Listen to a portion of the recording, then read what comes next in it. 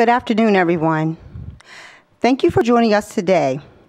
Thank you to my colleagues, Council President Walker and Council Members Rivera, Buckingham, and Dennis for standing with me today, as well as Chairwoman Stephanie Seaton of the City of York Human Relations Commission and fellow commissioners. Also, I would like to say thank you to Chairwoman Seaton and Diana Thompson, our City Clerk, for their hard work working on this monumental piece of legislation. Lastly, I would like to say thank you to my mentor and ministry leader, Dr. Teresa Hawkins, for bringing the importance of this legislation to my attention and support to move it forward. Today, it is such an honor to stand in unity with the City of York Human Relations Commission to announce the introduction of the Crown Act legislation at Council's legislative meeting scheduled for today at 6:00 p.m., which involves amending the City of York's Human Relations Commission Act. The Crown Act stands for Creating a Respectful and Open World for Natural Hair and was created in 2019 by Dove and the Crown Coalition in partnership with then State Senator Holly J. Mitchell of California to ensure the protection against discrimination based on race-based hairstyles by extending statutory protection to hair textures, protective styles such as braids, locks, and twists, and knots in the workplace and public schools. To date, throughout the state of Pennsylvania, the Crown Act legislation currently stands in Allegheny County and the city of Pittsburgh, and it was introduced in the city of Philadelphia.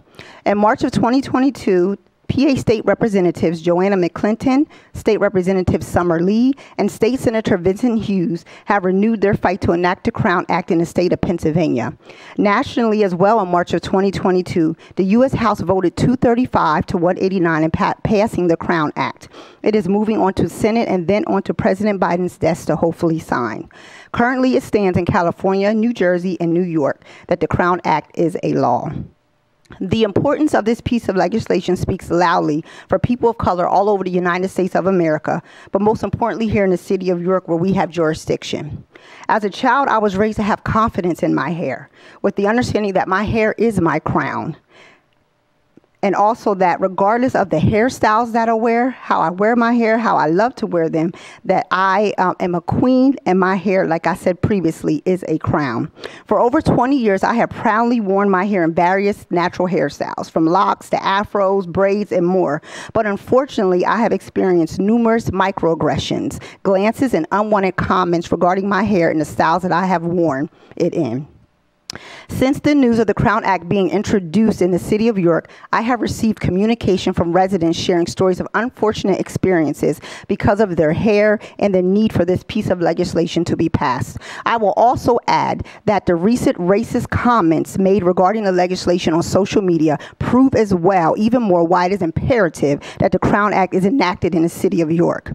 Today, I stand in my full authority as a councilwoman announcing that the days of tolerating race-based hair discrimination in the city of York is hopefully soon long over. Once passed, I strongly encourage our businesses, organizations, schools, and more in the city of York to pull out their employee manuals, their policy manuals, and begin making the necessary changes. In no way should any individual be made to feel inadequate, unprofessional, not good enough, or overlooked because of the natural composition of their hair or the style of their hair. I strongly encourage the County of York, the state of Pennsylvania, other municipalities in the United States of America to enact the Crown Act. In conclusion, it's one thing to talk about change, but it is another to be about the change, and that's what we stand here doing today, being about the change. Now it gives me great pleasure to welcome up to the podium Chairwoman of the City of York's Human Relations Commission, Ms. Stephanie Seaton.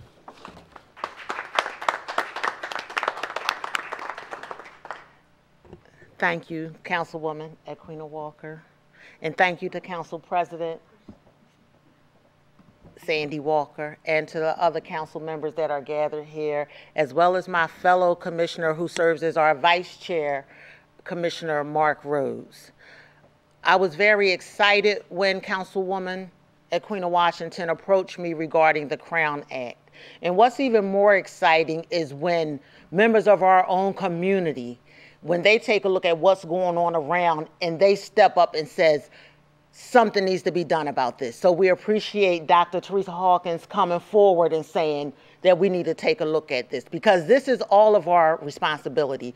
At the Human Relations Commission, we say together we can stop discrimination. And this piece of legislation helps us to do just that. The commission does not take it lightly when we open up our ordinance to amend it.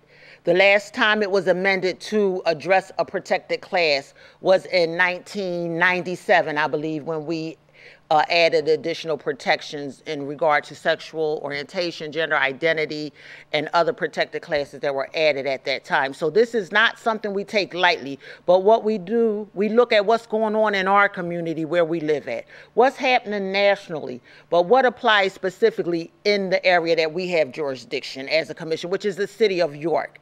And we thought enough of what was going on that we needed to address this. We want you to know that it also extends not only in the workplace, but in public accommodation and in housing. In public accommodation, that includes schools. So you'll read all in social media and throughout newspapers how children are being subjected to discrimination based on their hair, where individuals are taking it upon themselves to cut their hair, to restyle it, and those things are not going to be tolerated.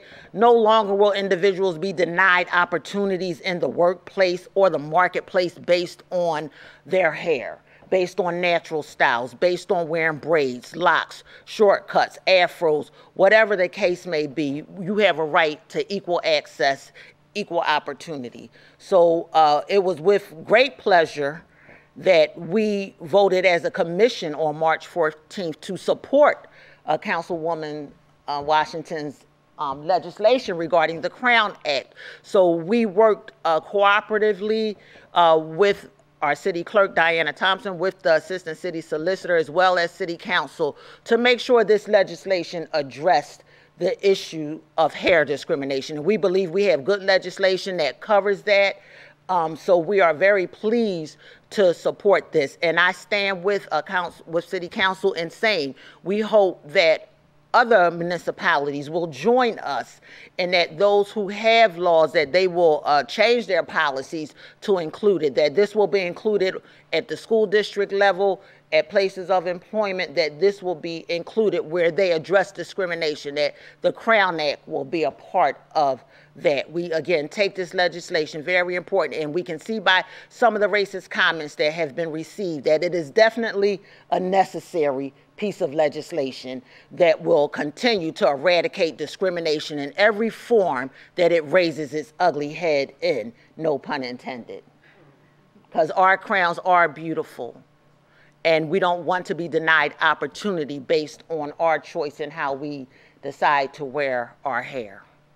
So thank you very much for being here today, and thank you, all of you who are standing here with us. I'm going to place this back into the hands of Councilwoman Equina Washington. Thank you.